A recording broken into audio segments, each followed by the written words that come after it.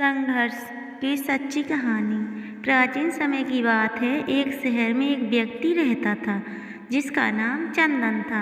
वह अपनी पत्नी और दो लड़का और दो लड़कियों के साथ रहता था और वह किसी छोटे मोटे प्लांट में काम किया करता था। चंदन और उसकी पत्नी खुशी खुशी अपना जीवन व्यतीत कर रहे थे। समय का चक्र बीत रहा था और उनके लड़का लड़की बड़े होते जा रहे थे। उसकी बड़ी बेटी कक्षा 5 में पढ़ रही थी। तभी एक दिन स्कूल की छुट्टी के समय जब वह लड़की सीढ़ियों से नीचे उतर रही थी, तभी पीछे से किसी लड़की से धक्का लगने पर वह सीढ़ी से नीचे गिर गई, जिसके कारण उसके पैर में चोट आ गई।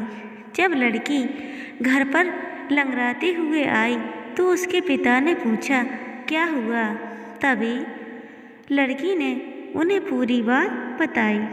पिता ने सोचा छोटी मोटी चोट है और यह सोचकर उसने अपनी बेटी से कहा कि इसे गर्म पानी से सेंक लो, ठीक हो जाएगा।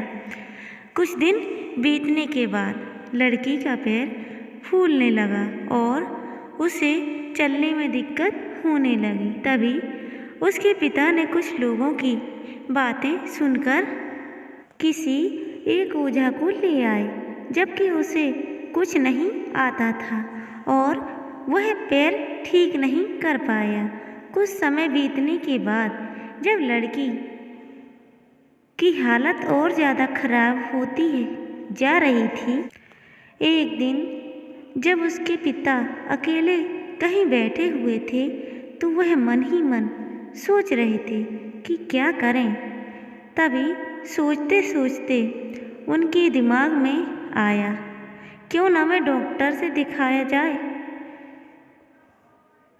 तभी दूसरे दिन वह अपनी लड़की को लेकर वहीं पास के अस्पताल में जाते हैं।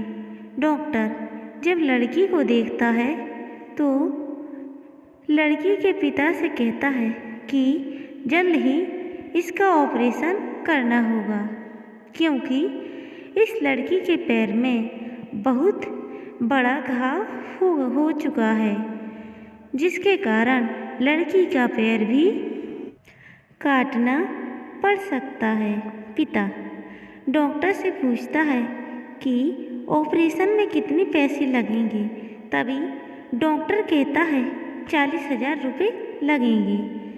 पिता घबरा जाता है, लेकिन पैसे की तलाश में इधर से उधर जाने लगता है। इधर उधर भाग दौड़ करने के बाद पैसे की व्यवस्था कर लेता है और लड़की का ऑपरेशन हो जाता है। ऑपरेशन के बाद लड़की अपने घर आ जाती है, परंतु लड़की के पैर में कुछ सुधार न होने के कारण पिता चिंतित रहने लगता है। इसी तरह 4 साल बीत जाता है तथा पैर में लाख लाख रुपए लगाने के बाद भी लड़की का पैर ठीक नहीं होता है, जिस कारण से पूरा परिवार दुखी रहने लगता है। कुछ समय बीतने के बाद लड़की का विवाह हो गया और लड़की के जीवन में खुशहाली आ गई।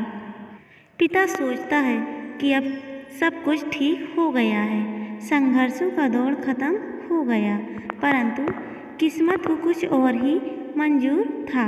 एक दिन जब वह बाजार जा रहा था, तभी पीछे से किसी ट्रक के द्वारा उसका एक्सीडेंट हो गया, जिसके कारण उसके सर में गंभीर चोट आ गई। चंदन 1 महीने तक बिस्तर पर ही रहा। 1 महीने के बाद ठीक होने पर वह सोचा कि अब सब कुछ ठीक हो जाएगा।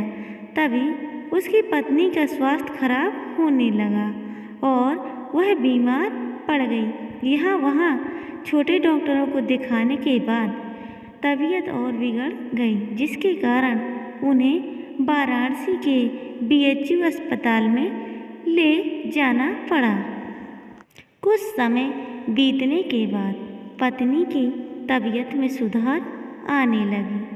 चंदन सोचा कि वह अब सब कुछ ठीक हो जाएगा, एक बार जब वह अपनी पत्नी को वाराणसी के अस्पताल में ले गया, डॉक्टर ने सभी रिपोर्टों को देखते हुए कहा, सब कुछ ठीक है। चंदन बहुत ही खुश हुआ और वह अपनी पत्नी के साथ अपने शहर वापस आ गया। अगली सुबह सब कुछ ठीक था। चंदन का बड़ा और छोटा बेटा दोनों स्कूल चले गए और चंदन अपने काम पर चला गया। बड़ा बेटा स्कूल में सोच रहा था कि चलकर माँ से कुछ बातें करेंगे। तभी 11 बजे उसका मित्र आता है और कहता है कि चलो, तुम्हारी माँ की तबीयत खराब हो गई है। बड़ा बेटा दौड़ता हुआ अपने घर की तरफ आता है। तब तक बहुत देर हो गई होती है। उसकी माँ की मृत्यु हो चुकी थी। बेटा माँ को देखते हुए फूट फूट कर रोने लगता है और वह अपनी माँ का अंतिम संस्कार करता है। 1 साल तक पूरा परिवार दुखी ही रहता है। कुछ समय बीतने के बाद दुखों के बादल छट जाते हैं और चंदन अपने बड़े लड़का और लड़की के साथ सुख में जीवन बिताने लगता है। आज उसका परिवार सुखी खुशी जीवन जी रहा है। दोस्तों, जीवन में सुख और दुख दिन और रात की तरह होते हैं, जो कभी स्थायी नहीं रहते।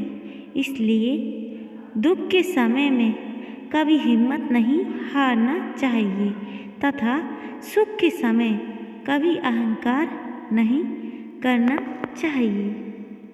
दोस्तों, अगर आपको हमारी ये संघर्ष भरी कहानी पसंद आई हो तो आप हमारे चैनल को लाइक, कमेंट, सब्सक्राइब ज़रूर करिएगा। Thank you.